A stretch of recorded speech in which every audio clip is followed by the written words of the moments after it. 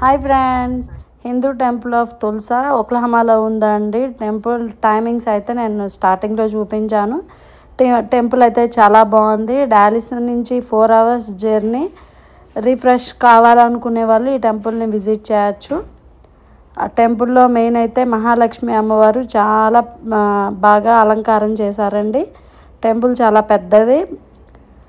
మేము వెళ్ళిన టైంలో అయితే అంతమంది క్రౌడ్ అయితే ఏమీ లేదు. మేము ఆఫ్టర్నూన్ అలా వెళ్ళాము. Thank you for watching.